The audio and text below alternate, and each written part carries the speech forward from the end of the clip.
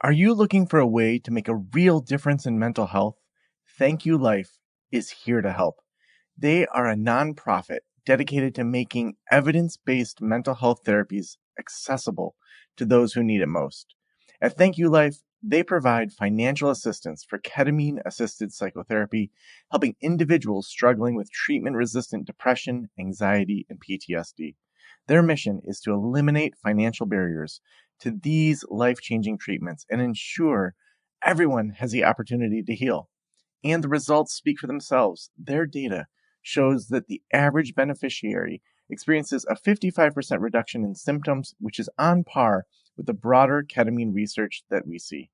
If you're in private practice or own a business and want to learn more about how you can help your local community, connect with them today, thankyoulife.org, or email them at partnerships@thankyoulife.org. Again, that's thankyoulife.org, or email them partnerships@thankyoulife.org. Thank You Life, healing through accessibility.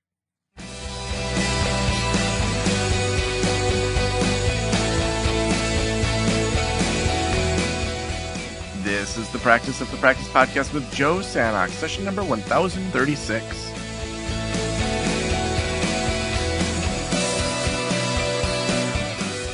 Welcome. This is our final session today with Level Up Week. We have been tearing through it. Had 3 sessions yesterday, 4 sessions today. So much energy today. I mean, it kicked off with our panel of group practice owners that were brand new to group practice ownership. They transitioned in, the last year from solo to group, and they're filling up and they have new operations to think through. So I see even a bunch of them are in here to learn about taxes from Andrew, and really excited to chat today. If you are new to Practice of the Practice, want to make sure you know who I am, the guy talking at you. I'm Joe Sanok. I started Practice of the Practice back in 2012 to just really document the stuff I was learning about my own private practice. I had started mental wellness counseling back in 2006 and really was amping it up as a side gig in 2009, and then realized, hey, I'm learning all this stuff. I'm reading books. Maybe there's an opportunity to just share what I'm learning as I go. And in 2013, launched the podcast. So really just fun to just explore my curiosity around private practice, and sold my practice in 2019 to Nicole Ball, one of my therapists, and she has exploded it. It's now a multi-7-figure practice. It's 3 locations, all the things that I saw it could be, but I just didn't want to do. I wanted to do Practice to Practice and knew it was time to exit. I wrote the book Thursday is the New Friday about the 4-day work week, and have another book coming out that Harvard Business Review is launching. That's going to be launching in May, all on work-life balance. So me and a handful of other HBR writers have chapters in there. So I have a chapter around boundaries and how to think through that, and it's going to be in airports. So my name and book will be in an airport. So that was a goal I set like 4 years ago as just like a dream goal, and boom, it's happened. But my good friend Andrew is hanging out with us today. Andrew is a mission-driven entrepreneur and accountant, and this isn't in his bio, but I love that most accountants I've met, I've said to myself, I would never want to go out for dinner or hang out with you. Whereas Andrew is someone that brings together like the art and science of accounting, makes it practical.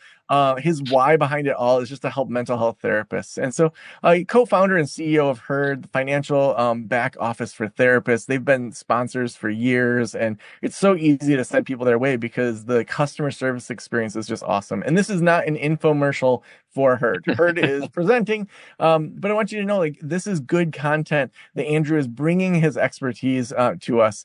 Prior to founding HERD, Andrew worked at PwC, where he helped build an internal software incubator and co-founded an affordable sales tax solution for small businesses. And when not supporting mental health professionals, Andrew can be found exploring the nooks and crannies of the Pacific Northwest Trail, running, cycling, or snowboarding. My daughters just switched from skiing to snowboarding this season and just finished their 6th week of snowboard lessons. I was a snowboarder all the way through, had a terrible accident, needed back surgery at the Mayo Clinic, so took like 20 years off. So now I'm back to skiing. But even like a week ago, I was going up the chairlift, and I saw the terrain park, and there was part of me that was like, I can just go ride some rails. I can do this. 45-year-old Joe. Especially because 20-year-old Joe did it so bad that he needed back surgery. 45-year-old Joe is My no God. more equipped than 20-year-old Joe. So I didn't do it, but I'm jealous you get to keep snowboarding.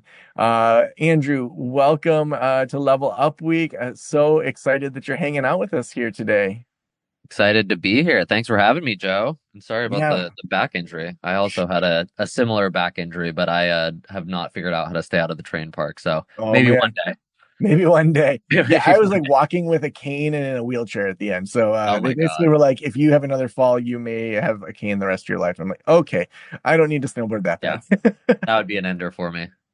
For sure. Well, we're also live on Facebook. So, those of you on Facebook, hello. We are going to be hanging out primarily here in Zoom. And so, make sure that you register for all the rest of tomorrow and Thursday. We have a ton of great things coming up. Andrew's going to present for about half an hour. We're going to then talk a little bit about our membership communities and then just take a ton of questions. And if Andrew comes in short of half an hour, that's totally fine too. We're going to just have lots of times for you to ask additional questions as well.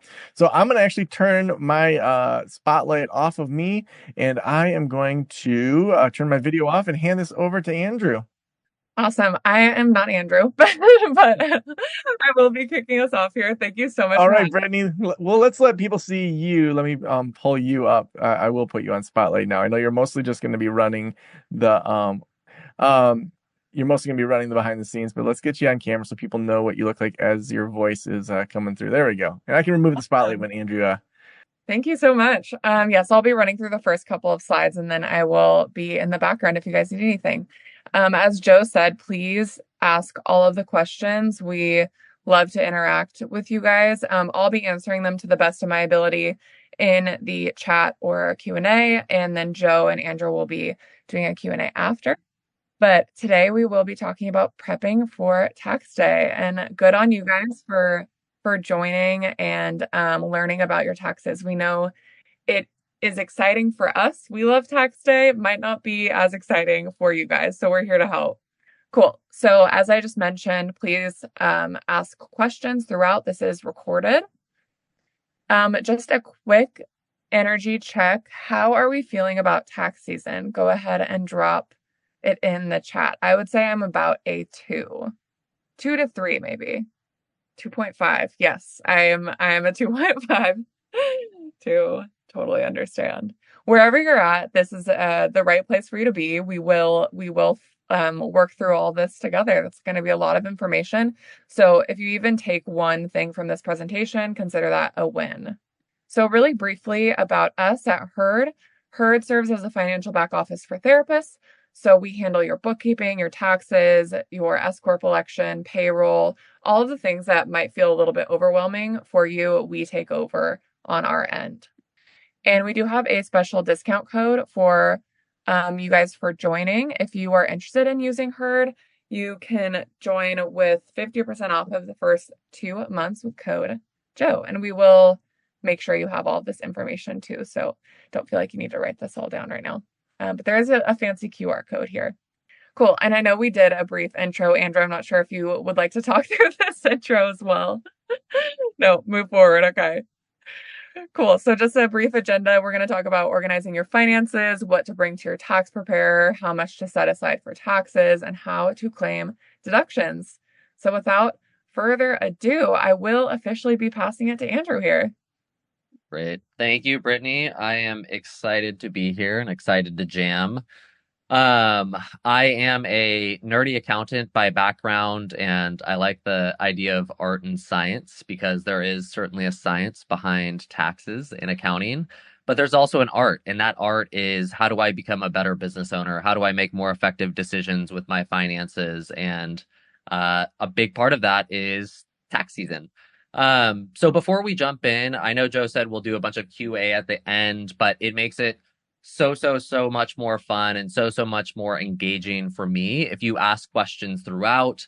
I also have the proclivity to use a lot of accounting buzzwords that make things really confusing. And so if I am using a word or talking about a concept that you've never heard before, be like, whoa, Andrew, like, please pause and explain that a little bit more. But either way, deeply excited to be here, and let's kick things off without further ado. So preparing for tax season. Actually, drop in the chat how many of you, I see how people are feeling about tax season, but how many have you all have actually filed your tax returns? And then are you an S Corp? Are you set up as a sole proprietor, or how have you approached setting up your practice? That'll be really awesome for me to know in tailoring the practice or tailoring the conversation. First step though, organizing your finances. And so you must catch up on bookkeeping. I love it. Keep it coming into the chat. It makes it so much more fun. Catching up on bookkeeping. So bookkeeping doesn't have to be complicated. You have probably heard the term bookkeeping or the phrase bookkeeping. You're like, WTF is this? Like, what are they talking about? What does this mean? I will frame out, there are a couple different ways that you can approach bookkeeping. So let's imagine that you're new to private practice and you're like, I haven't even, set up separate bank accounts. I can't set up accounting software. I'm not ready for that yet. I just stepped out. I'm starting to see a few clients on the side. Bookkeeping does not have to be complex and it doesn't have to be perfect. Bookkeeping can mean I have a spreadsheet where I'm keeping track of my income on a monthly basis, and I'm starting to write out the different types of expenses that are associated with my practice. As your practice grows, and I know we have a number of different group practice owners on here as well, bookkeeping can and should be able to get a little bit more complex, but complex in service of the decisions that you need to make. When you are, working with a full-time W-2 job and seeing 3 or 4 clients, there's not a lot of implications from an accounting standpoint. You're not going to owe that much in taxes. You may not even need to pay quarterly taxes. Figuring out how to pay yourself is pretty simple and straightforward. But as your business continues to grow, the complexity matters. And so at a certain point, it makes sense for you to certainly separate your business and personal finances. And so whether you are legally setting up a business entity, I saw someone in there with an LLC. I think I saw an S Corp as well. So whether you are needing to actually separate your business and personal finances, or you just want to build the right structure, setting up a separate checking and a savings account for your business, whether it's in your personal checking or whether it's in a separate business account, if you have legally set up a new business, is incredibly important for delineating between your business finances and your personal finances. And the more that you separate your business and personal finances, the easier that it's going to be come tax season. And once you're able to set up your separate business accounts, the thing that you'll be able to do is connect accounting systems or connect accounting software, and then be able to start getting better reporting, start tracking your income and expenses month over month, and really start to look forward in the business as opposed to scramble when you approach taxes at the end of the year. As a self-employed therapist, you'll need to report your business income and expenses to the IRS. And so if you're using bookkeeping software, if you're using Herd or you're using QuickBooks or maybe you're using Wave, that will be something that you find on the profit and loss statement or the income statement. If you are filing as a sole proprietor, you will be filing on a separate Schedule C on your individual income tax return. If you're filing as an S corporation, you will be filing on what is called an 1120S, and then you'll report that income back onto your Form 1040 or individual tax return. My recommendation on top of that bookkeeping work, so keeping track of the income and expenses, whether it's on a spreadsheet, whether it's on a paper ledger like my mom, or whether it's an accounting software because you've built some awesome systems and separated your finances, my recommendation is always keep receipts for business expenses of over $75 or more. Taking off my accountant hat, it is nearly impossible to keep track of every business receipt possible whatsoever. And it's also nearly impossible to have an entire separation of business and personal. There's going to be times where you forget a card and you have to put something on your personal card and then adjust your accounting or add that back to your business finances. And so keeping track of all of those receipts and keeping track of all of those expenses and the income items is a great way to stay organized and prepared and ready for tax season, whether you're going to be filing the taxes yourself or you're going to be handing that off to a tax accountant at the end of the year. There is nothing worse than showing up to an accountant and be like, what do I need? I don't really know what went on in my business this year. Here's some bank statements. Here's some credit card statements. Here's my simple practice report or my therapy notes report. I think I have 1099s. Doing it throughout the year is going to save you a massive, massive headache at the end of the year. And it's also going to make for a very happy accountant. So this is not just selfish indulgence in what works best for me. It'll save you a number of gray hairs and make it a little bit easier when you go to file at the end of the year. So preparing for tax season, what should you bring me when you come to file taxes at the end of the year? Bring your income statements. So W-2s, a lot of therapists are working in a plethora of different roles, whether you are, part-time at an agency or in a hospital system or working at a VA or something like that, and you have a W-2, and then you're also working in independent practice on the side. Therapists are entrepreneurial. They wear a lot of different hats and have a lot of different roles. And so make sure that for all of that type of work that you do, whether it's a W-2 for a part-time agency job or independent contracting work that you're doing with a group practice or supervision work, or if you're like Joe and probably folks on this call, speaking events and different types or streams of income that help you expand beyond just your physical presence of delivering care in a telehealth or in-person manner. And bring all of those to your accountant when you file taxes. We will do our best to ask you for all of the items and help you understand what you need. But if you know what are the sources of income, you're tracking them throughout the year, you'll have a good sense of what are those different types of forms. And if you're uncertain whether it's a W-2 or a 1099, that's totally okay. Your accountant will help you figure that out as well. If you have a full-time job, blanket statement, full-time, or a job where you're receiving a W-2, that would be from an employer that is responsible for managing you. If you're an independent contractor, you will receive a 1099. Also, if you're working with payment processors or you're working with credentialing marketplaces that are providing you clients throughout the year, you'll also be receiving a 1099. And so a 1099 is just a blanket form from the IRS. That is the IRS representing the income that has not been taxed throughout the year. And so what that means is you need to aggregate all of those 1099s that you're receiving plus that W-2 income to understand what that full income for you looks like. What other documents do you need?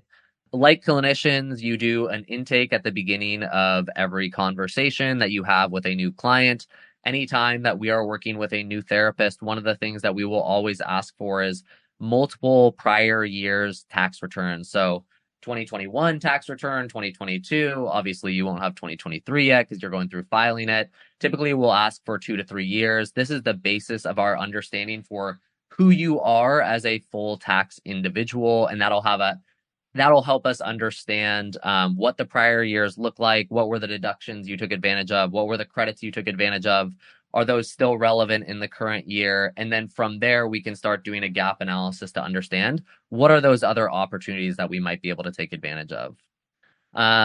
Tax forms that report types of income. So all of the income that is not associated with your practice as well, that is going to be something that we need to bring. And so maybe there are folks on this call that have rental income, or maybe you've been investing in Bitcoin or crypto this year, or maybe you've invested in a retirement account, and taken a distribution, any sort of income there. Maybe there's trust or scholarship or grant money. Maybe there's alimony money from a divorce or a split that you had with a partner. Make sure that you bring all of these forms. And if it looks like a tax form and smells like a tax form and it feels like it's associated with your finances, use that as a rule of thumb as to what you want to bring to the tax preparer. Again, we will do our best to understand what your personal situation is, but we are only as good as the information that you provide us as well. Tax deduction records. So things like medical expenses. So if there's surgery or if there's out of pocket costs that you're responsible for paying for, out of network costs that you're responsible for paying for, bring those in to help us understand if it makes sense to itemize versus take the standard deduction. Things like mortgage deduction or mortgage interest, rather, charitable donations, childcare. It's really freaking expensive to have children these days, and taking advantage of those types of expenses are important, and seeing if there are pathways to leverage those expenses. College tuition, student loan interest, all of that good stuff. Other tax forms, insurance from the marketplace. There could be credits from the prior years that are missed. We will help you understand what those types of credits are and make sure that we ask those types of questions because you are probably not thinking about that. And then personal documentation. So things like your social security number, your EIN, if you're an S corporation, the confirmation that your S corporation has been accepted by the IRS, bank account information, driver's license, any form of ID that you have to help us in the process of filing returns. So That is quite a number of different things. And so I will pause. Are there any questions coming up? Yes, it looks like we have one question here. It says, I forgot to bring my personal credit card on a trip and I had only my business credit card. Can I book these personal expenses as shareholder distribution in my accounting books? I'm an S Corp. Or is there any other kosher way to do this? Yeah, that's totally fine. And that is a great question. And that is the right approach of how you might think about handling that. It's money that's come out of your business account for personal purposes. My recommendation, yes, of course, would just be taking it as a quote unquote shareholder distribution, which would just adjust your retained earnings and cost basis in the business. Great question. That looks like that was the only question so far. Yes, if anything comes up, please drop your questions in the chat. We know this can be a lot of information, so no Really? question is too simple. Awesome. So, how to file your taxes. I briefly alluded to this a little bit earlier, but if you are self employed as a sole proprietor, which means maybe you're doing a 1099 job, maybe you're seeing cash pay clients out of network and also have a full time job, the word self employed or the word sole proprietor, it's synonymous with earning money that is not taxed in the form of a W-2. And so if you are a sole proprietor, and so if you've, become self-employed, you've started seeing 5 clients on the side and you've done nothing else outside of billing those clients through Simple Practice and managing them through Simple Practice, you are in the eyes of the IRS a sole proprietor.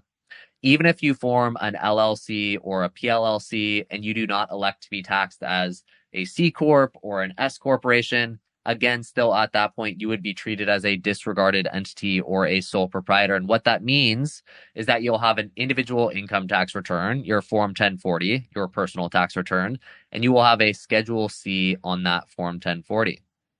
This is where you're going to report your business income and expenses. And so I had alluded to the 1099s. And so the 1099s associated with your practice or all of that income that is independently earned and not taxed throughout the year associated with your practice this is where you will report that as a sole proprietor or a disregarded entity.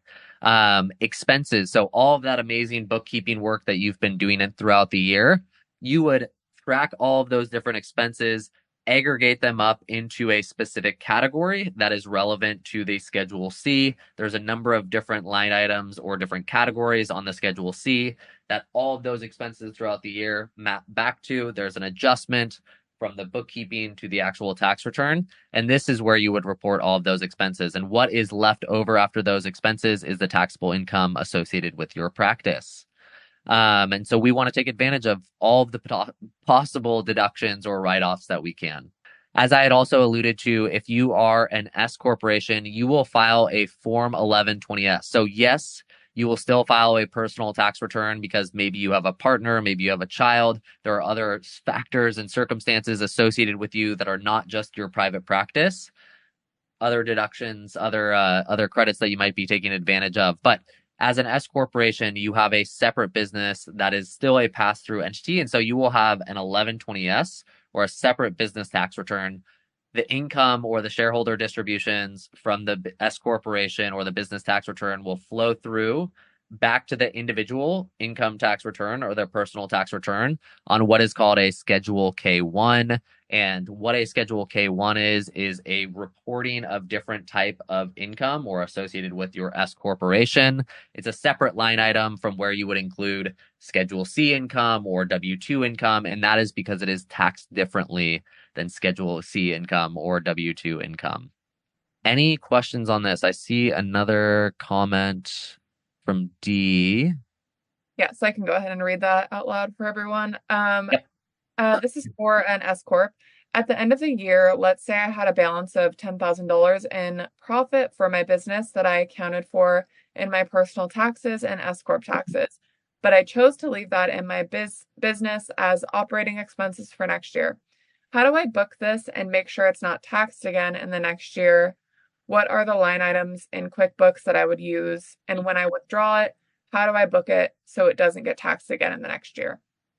That is a great question. And so getting a little bit nerdy in the concepts of accounting here, you as an S corporation owner are managing a pass-through entity. And what that means is that all of the income that you earn in that S corporation throughout the year will be taxed at the end of the year. Of course, you're not going to pay self-employment tax against those shareholder distributions. And so that is the big benefit because there are potential tax savings associated with that.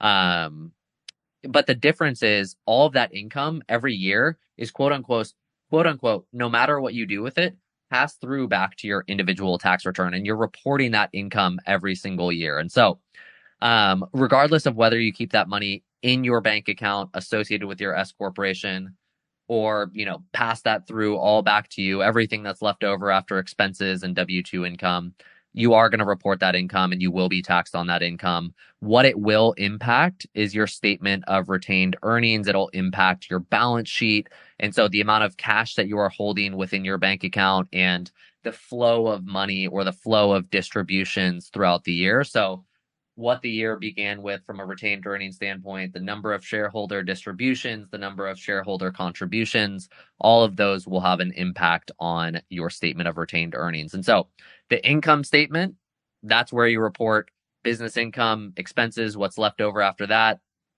is what you will report from a taxable income standpoint on your individual income tax return through your K-1. But from a statement of retained earnings and a balance sheet standpoint, you will report the flow of money or what is left over in the actual business through those separate statements. Awesome. Looks like that is our only question for right now. Yeah, great question. Thank you for the questions, Dee, and keep them coming.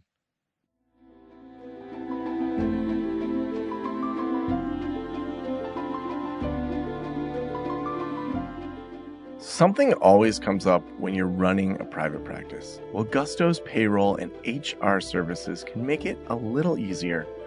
Gusto was designed for you, the small business owner. They take the pain out of running a business, automatically calculating paychecks, filing payroll taxes, setting up open enrollment. Gusto does it all. Want more? Time tracking, health insurance, 401k, onboarding, commuter benefits, offer letters, access to HR experts. You get the idea. With Gusto, you can focus on the joy of running your business. It's super easy to set up and get started. And if you're moving from another provider, Gusto can transfer all the data for you. It's no surprise 99% of businesses said the value they get for Gusto is worth the price. And here's the best part. Because you're a listener, you get 3 months totally free. All you have to do is go to gusto.com/Joe. Again, that's gusto.com/Joe. I'm telling you, you're going to love Gusto. Get started today. How much to set aside for taxes? And so it depends. So you are probably a part of a number of different Facebook groups. We are reporting live to a Facebook group here. Maybe you're part of the Herd Accounting Facebook group. And a lot of people will say, or membership groups or listservs, a lot of people will say that the best practice is typically to set aside 30 to 40% of overall business profit. This could be true. This might be true for your business.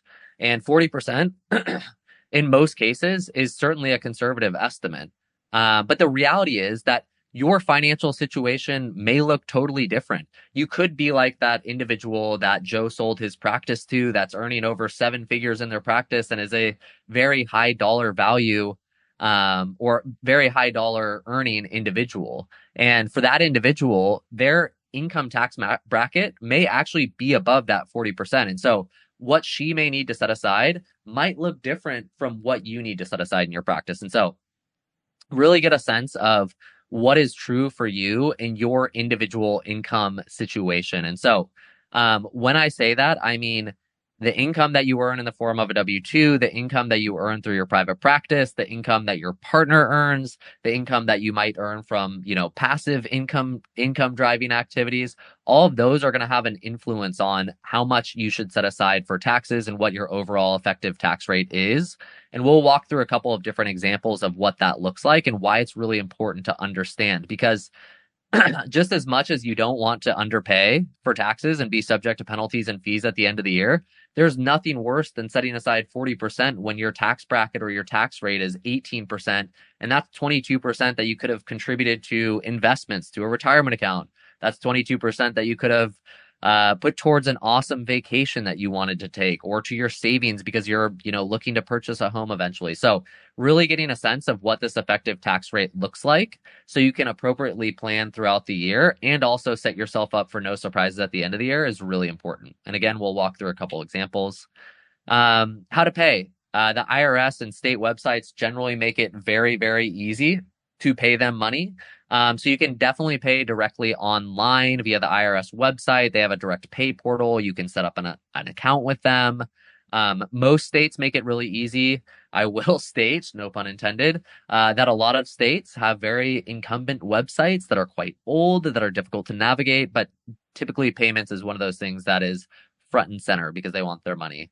If your preference is snail mail as well, you can always mail in those payments on a quarter-over-quarter basis. When to pay. To avoid a hefty tax bill, you need to make estimated tax payments throughout the year. The next upcoming payment is April 15th. Unfortunately, that's at the tax deadline. And so if you are unable to make a payment then, that is okay. But what is important is that you make those payments throughout the year, especially if you anticipate owing over $1,000 in tax liability. Given that there's 20 folks on this call, some folks may have worked with accountants previously who are like, you don't need to pay quarterly taxes. You don't have to pay into that throughout the year. And there's two things on that. The IRS codification for self-employed individuals is quite clear that if you owe over $1,000 throughout the year, which basically means you're earning about $4,000 or $5,000 in independent income, depending on what that effective tax rate is, you're responsible for making those payments. And if you don't, you'll be at risk for penalties and fees. And that is not something that we want to subject ourselves to.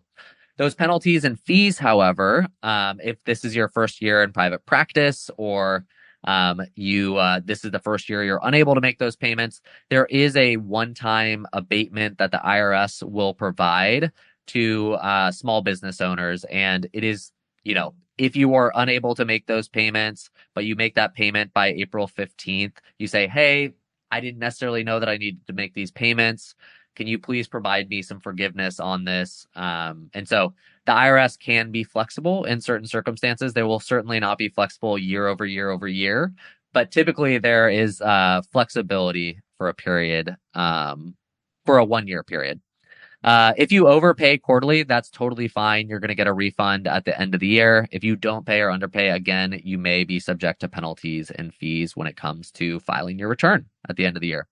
What if I have been in private practice for a couple of years and I have never paid quarterly taxes? Is that something that I'm going to heavily be penalized for?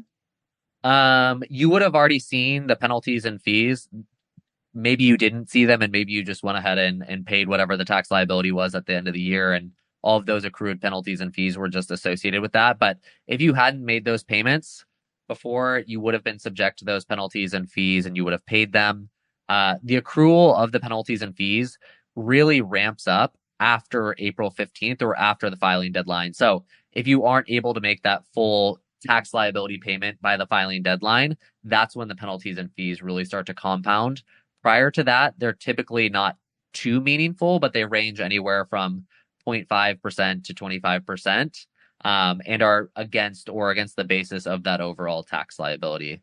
If you haven't made those payments, that is totally fine. There's no better time to start than now in building the accounting systems, whether it's setting up a bookkeeping process so you can start to manage those payments, or you already have that bookkeeping process, you just didn't know how to go about making those quarterly payments. There's no better time than now to start moving forward. And there's always a path forward to, if you get to the end of the year and you owe taxes and you're unable to pay that, the IRS also has payment plans and strategies for you if you're unable to meet those needs as well. Awesome. And then another quick question about quarterly tax payments. Am I making my estimates based on what I have already made, or am I making my estimates based on what I think I'm going to make throughout the year? Got it. Great question. So there is a safe harbor approach that you can take, which is a certain percentage of your overall prior year tax liability. Or a certain percentage of your overall prior year tax liability. And then there's also a forward-looking approach. And so at HERD, for example, we provide you, based on your prior year tax return, both your safe harbor estimate and an estimate based on your practice. Because a lot of therapists are looking to, probably a lot of therapists on this call, are looking to grow their practices and expand their practices. And when you're growing and expanding your practice, what your prior year tax liability was might not suffice to cover the current year tax liability. And so you might be met with surprises in the amount that you owe at the end of the year. And so it's important to figure out on an ongoing basis, hey, does this prior year tax liability look good compared to what I might need to pay based on my growing practice in the current year? Again, this holds specifically true for expanding practices and early career clinicians. There's nothing worse than having a smaller first year and then, really expanding the practice in the new year. Okay. Sweet.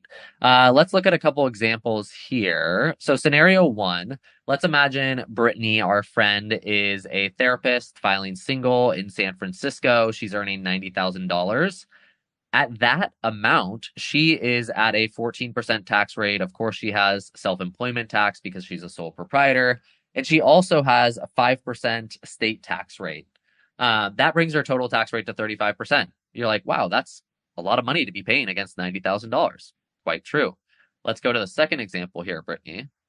In the second example, Brittany is, again, a sole proprietor therapist, married filing jointly this time, with a part-time practice where she earns $40,000. So that's her self-employment income, and W-2 income because she works at an agency as well. But she also, in this example, has a partner that's earning $200,000. And so that partner that's earning $200,000, that has a massive influence on your overall tax rate. And so in that last example, remember, she was at 14%. From a federal tax bracket standpoint, she's now jumped to 30%. And of course, she has that 15.3% in self-employment tax, and her state tax rate has added another 3% as well. And so this takes her total tax rate up to 53%. And so why I'm bringing this up is because it's incredibly important to understand what that full financial picture looks like for you or you and your partner or you and your family, and to account for all of the different types of income that you might have that could influence that overall tax rate. There's nothing worse than undersaving. Oversaving is something that isn't super fun because you're like, I wish I was able to spend that money throughout the year. But going through the exercise, whether it's working with an accountant like Herd or doing a little bit of research on your own to understand what that effective tax rate is, can really set you up for success when you come to file your return at the end of the year and pay taxes throughout the year. Claiming all possible tax deductions. So it needs to be ordinary and necessary. So a tax deduction or a tax write-off is any business expense that is ordinary and necessary in the eyes of the IRS. And so the IRS has this massive, massive output of codification or guidance that provides us as tax preparers and you as a business owner a strategy of how you can approach taking advantage of write-offs or deductions throughout the year. These business expenses for you as a self-employed individual or an S corporation, however your business might be structured, they need to be ordinary and necessary in the eyes of the IRS. And so for business purposes, and I will talk a little bit more about some examples of what those are. Business expenses, so business expense, tax deduction, tax write-off, you can think about those synonymously for the most part. You pay taxes on your profit. This is income after expenses. And so you have all of those 1099s, you add up, you have expenses that you've book kept throughout the year and tracked, and you added those to your tax return. What's left over after that is your taxable income. And so business expenses certainly reduce your taxable income. Tax write-offs reduce your taxable income. Let's imagine that you have a growing business. You have taken advantage of every possible write-off that you could. You have taken advantage of tax saving strategies. So not just direct expenses, but indirect expenses, things like phone, internet, home office deduction, all that stuff. You have set up an S corporation and built an accountable plan. So you've taken advantage of, additional deductions through your S corporation. And then you also made contributions to your retirement account or an HSA or something like that. You've taken advantage of everything. Don't spend money for the sake of reducing your tax bill at that point. Just celebrate the fact that you have had an awesome year in private practice or in running your small business.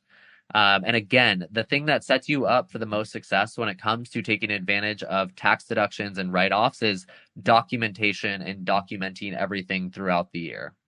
And what if I really haven't been documenting any of my purchases? Where is a good place for me to start?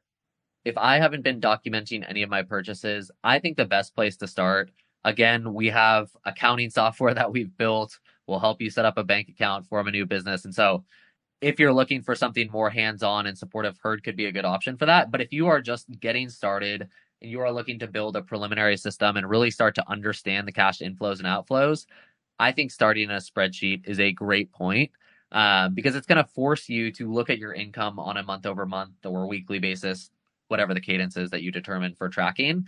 And you'll also be able to stay on top of your expenses as well, because, maybe you go to the store, the example that Dee had brought up, I had to put something on my business card. They would see this and they would track this and they would bring it back to that spreadsheet. And as those expenses added up, they would keep track of them throughout the year. And so if you have no systems in place, you don't have separate accounts and accounting software, that is totally fine. There are ways to get there. And I feel like a good starting place is a spreadsheet for that. All right, a quick question here. Do you understand how to claim tax deductions? Go ahead and drop in the chat. Me personally, I would say I'm a 2. 2 as well. Cool. Awesome. And I see, Joe, you have joined us on camera here. Sure have. Yes. Awesome. Thank you so much for that. You said you have a couple more slides there, Andrew? Yeah, we can also jump in here because this is basically an overview slide of the most common types of tax deductions we might be able to take advantage of. And so maybe we just use this as a point or a springboard for discussion and talking through different types of deductions and write-offs, and people can jump in and ask questions if they'd like Perfect. to. Awesome. I'll go ahead and reshare my screen here. Tech sometimes. We will get there. Well, that's getting loaded. Why don't I ask a question, Andrew? What are the most common write-offs that you tend to see that maybe people miss that they could be writing off? I'm on it. The list would go on forever. I would say one of the most common write-offs that people fear. Yeah, Carrie, great question. Is the home office deduction. And so one of the things that people will often do with the home office deduction, especially if they're filing through something like TurboTax, is they'll go, oh, I'm just going to take the simplified approach and I'm going to be really, really conservative. I'm in this office space, but it's actually shared with my partner. And, I kind of do fitness in here and it's also a room for somebody else, but not thinking through thoughtfully, like, what is the percentage of my overall home that this home office is attributable to? Let's say that I have 4 bedrooms in my house and this room accounts for 25% of my overall home. Instead of just saying, hey, this room is 10 square foot and multiplying it by the $5 simplified approach and, getting a $50 write-off, looking at what are the overall expenses that it's cost me to maintain and manage the home. So, if you're renting, rent, utilities, all of the indirect expenses, and then multiplying it against the overall cost of those throughout the year on a percentage basis for your home office. And so there's a standard approach and a simplified approach. And what people often do will be just not taking the home office deduction at all, but it's a great thing to take for telehealth-based therapists, but then take a more conservative, simplified approach versus doing the math and doing the hard work to figure out what are those overall costs and then multiplying those overall costs by that percentage of the home that has been in use for business. So great question, Carrie. And also, Joe, I would say that is like buy and hold the most common that people pass up on just because they fear, I don't know if I'm doing this wrong or if the IRS is going to come knock on my door and bring a measuring tape. So that's one that's often pretty scary for folks. So awesome. Lots more questions coming in. I'll let Brittany field those. You're doing a great job. I don't know why I would jump in. All good. All good. Perfect. I have offices in 2 homes. Can I get a home office deduction for both? Certainly, yeah. If you're paying for 2 homes and you have office, which sounds awesome, and you have 2 offices in both of those homes, certainly take advantage of those deductions. It's the same as if you were to have a shared co-working space that you're paying for and also a home office space. It's 2 physical spaces that you're working from. The big thing is just figuring out what is the percentage of time that you're spending there as an overall basis. Andrew, I see personal psychotherapy being on there. Is that different from other healthcare expenses or viewed differently, or is there a benefit to like parsing that out, or is that just the same as like any healthcare expenses? Great question. So, the lens through which I would view it, if you want to take it as a business write-off or a business deduction, is if it is for the purposes of professional development in your practice. So your growth as an actual clinician. And so you could think about this as a pretty close line of supervision, or getting, peer support in the work that you're doing. If it is truly a medical expense, so I deal with panic attacks, I go see a psychologist and I, pay out of network for that. That would be a medical expense because it's associated with a symptom or something that I have actually physically been medically diagnosed with. And so the difference is if it's professional development for your practice, if it's specifically for your growth as a clinician, 100% run it through. If it is a healthcare oriented expense, whether it's with, OCD or panic attacks or depression or whatever that serviceable medical expenses that you might be working with, then it would be a separate deduction. And at that point, you would explore, hey, do I want to itemize my expenses because my medical expenses are so high, or will I just take the standard deduction? Great question. Yeah. I mean, to me, one thing that comes to mind is, I think a lot of people are like, oh, how do I keep track of all this? Yeah. But when you work with a herd, or if you connect your bank account with QuickBooks or things like that, like I literally never think about this stuff. I like if I take someone out to dinner that is a potential podcasting client, for example, I just use the business credit card. My bookkeeper knows that, if I go out to eat, that it goes under the specific category that they've figured out. Yeah. And I just don't think about it. And so I think that sometimes when you're first getting started, there's this like bootstrapping mentality, and it's like, we want to help people in that area. But honestly, it's just like, let the professionals sort it out for you so that you can just be at that meal and talk about like the things you want to talk about instead of figuring out, oh, are all the receipts in the right spot? And now I got to put this into an Excel spreadsheet. And it's like, for the low cost of working with someone, it's like, why wouldn't you just outsource this stuff? So. And it's a write-off. It's a good point. I think there is some benefit to, learning yourself for a period of time. And there's a massive benefit to having experts that can help you build a system. And when you look at the cost of working with an accountant or, accounting software and accounting management services in aggregate, it's typically about one session per month for you. And that gives you back time to focus on seeing another client. So there are benefits to outsourcing that for sure. Yeah. Well, Andrea, I want to give you the last couple minutes to just wrap this up and anything that we haven't covered, any inspirational things. And then when you're done with that, I'm just going to remind everyone of the schedule for tomorrow to make sure that we're all on the same page with that. And we'll go from there. I will let Brittany bring the inspo. But one thing before I hand it over to Brittany, if you came to this presentation, it means that you're making an investment in yourself as a small business owner. You are a clinician, but as a private practice owner, you are also a small business owner, and learning these concepts, understanding these concepts, even if you're not an expert, is a critical part of that as a small business owner. And so I'm just really grateful that you took the time to invest in yourself as an entrepreneur. Definitely. Yeah. I just want to echo that these presentations are so fun for us to just really connect with the community and help you guys to feel a little bit more confident. We have a lot of free resources on our website as well, if you want to check those out. Blog posts. We have a newsletter that's super helpful. So if you're interested in some more tax information, I guarantee we have it. And if not, please email me and we will get that for you. Just as another reminder, we are offering a promo for you guys for joining, so you can get 50% off of your first 2 months. I do recommend scheduling a free consultation with us just so we can really make sure Herd makes the most sense for you in your practice, and so that you can just see the product before you make any decisions there. So thank you so much, and thank you, Joe. Thank you, Andrew. So awesome. Thanks so much for hanging out today and for being a part of Level Up Week. Thanks for letting us into your ears and into your brain. Have a great day. I'll talk to you soon. Bye, everybody.